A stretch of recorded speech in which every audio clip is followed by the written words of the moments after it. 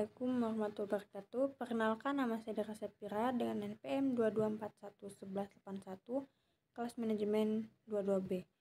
Di mata kuliah perilaku organisasi ini saya akan mempresentasikan materi tentang dasar struktur organisasi. Struktur organisasi adalah kerangka kerja yang mendefinisikan bagaimana tugas-tugas dibagi, dikelompokkan, dan dikoordinasikan secara formal. Memahami dasar struktur organisasi sangat penting untuk membangun perusahaan efisien dan efektif.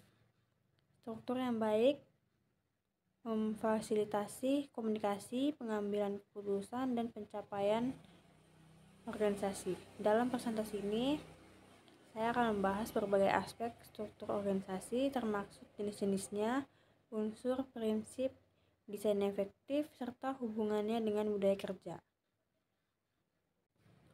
Oke, selanjutnya yaitu pengertian struktur organisasi dan pentingnya. Definisi struktur organisasi adalah sistem yang mengatur hubungan antara berbagai bagian dan fungsi dalam suatu organisasi.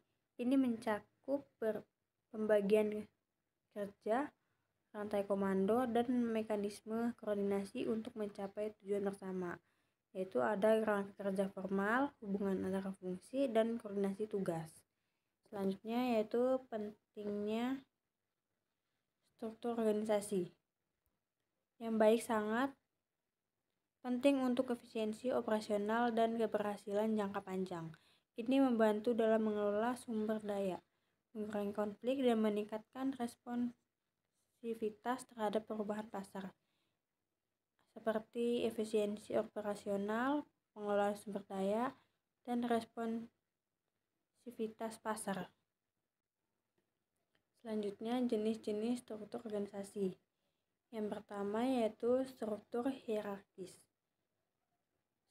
Struktur tradisional dengan rantai komando yang jelas dari atas ke bawah cocok untuk organisasi besar dengan tugas-tugas yang terstandarisasi.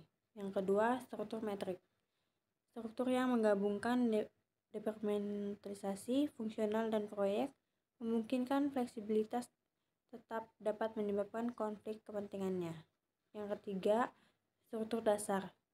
Struktur dengan sedikit atau tanpa tingkatan manajemen menengah, meningkatkan komunikasi dan pengambilan keputusan yang tepat. Selanjutnya, unsur dalam struktur organisasi. Yang pertama yaitu departemen.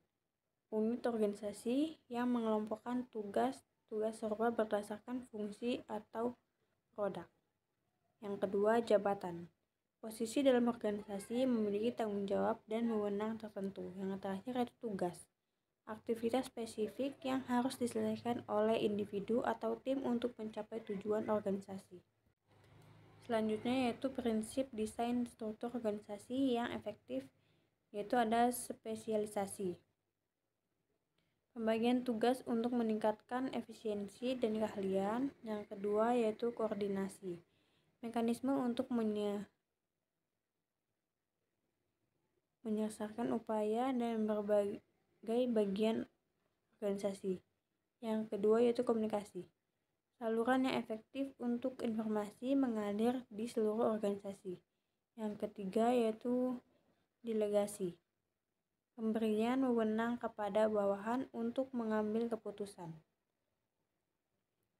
Desain struktur organisasi yang efektif melibatkan penerapan prinsip ini untuk menciptakan kerangka kerja yang responsif dan adaptif.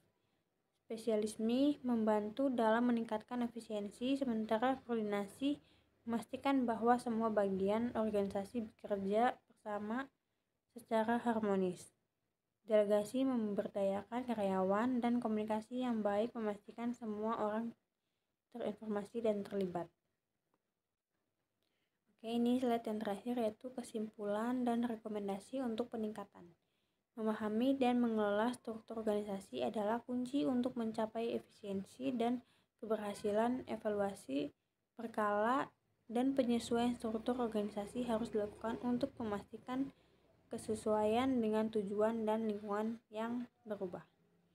Rekomendasi meliputi peningkatan komunikasi internal, klarifikasi peran dan tanggung jawab, seperti penerapan teknologi untuk mendukung koordinasi. Dengan melakukan ini, koordinasi dapat meningkatkan kinerja, meningkatkan kepuasan karyawan, dan menciptakan tujuan strategi mereka, seperti evaluasi berkala, peningkatan komunikasi, klarifikasi peran, dan penerapan teknologi. Itu saja presentasi dari saya, lebih dan kurangnya mohon dimaafkan. Terima kasih.